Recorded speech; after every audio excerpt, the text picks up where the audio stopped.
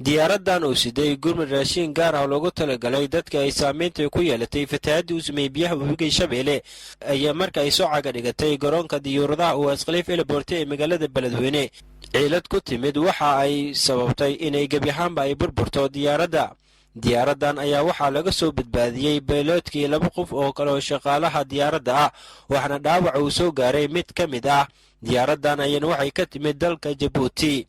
gudoomiyaha degmada Beledweyne Ismaan Ciise Dhuuwow gudoomiye ku-xigeenka amniga gobolka Hiiraan Maxamed Meeris Isaaq iyo taliyaha qaybta booliiska gobolka Hiiraan Colonel Isaaq Cali Cabdulle oo goobta si wada jira u gaaray ayaa faahfaahin ka bixiyay qaabka uu shilka ku dhacay maanta waxaan joognaa meel diyaaradii ay ku dhacday ka timid Djibouti hiil walaal marka dhibaato oo maartay ilaahay korka keenay waa alxamdulillah rabbil caalamiin dadkii maartay saddexdii qof oo ku jirtay waa laga badbaadiyay waxayna wada raashin ugu tala gashay dadkii mas'uuliyiinta ay gaareen biyaha ay ugu tala gashay waa ilaa 8 tan ayaa maartay asaarneed marka insha Allah bidilaahi kariim kolba wixii dhacay ilaahay xaqiisa ka dhacay insha Allah dadka walaalaha in hiil walaal waxa uu sheegay insha Allah sawir wanaagsan maanta waxa dhacday shil diyaaradeed ka dhacay Ugaas Khaliif International Airport Ugaas Khaliif waxa dhacday diyaaradaas ayada ah oo siday maartay raashin gargaarka looga tiragalay magaalada Beledweyne dadkii fatahaadii ka soo gaareen sida uu ka muuqato diyaaradan ayada ah rawiga ku socotay garoonka diyaaradda ku socday ee diyaaradda maartay lagu qaraxday sidii noo sheegeen maartay lama amniga ku sugan airportkana isaga booliska dhammaan ummadda Soomaaliyeed ama guud ahaanba maartay reer Djibouti waxaan leeyahay maartay khasaaradii soo gaartay aad baan ugu xunaay raxiim sida aad aragtaan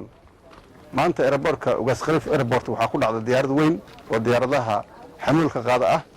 si warbixinta ku siiyay diyaaradaas waxay ka timid dalka Djibouti waxayna sidii deeq gargaar ah oo loogu talagalay dadkii ku dhibaatoobay fatahaadii webiga Shabeelle diyaaradii ugu horeysay ahayd diyaarad kale oo ayna sidoo kale ay hawada ku jirtay diyaarado kale oo rakaab ka soo qaaday Muqdisho ayaa hawada ku jiray diyaaradii ugu horeysay markii sidii warbixinta ku siiyay cagaha ay dhulka ku dhufatay ay cagihii qarxeen lugtii ugu horeysay baa qarxday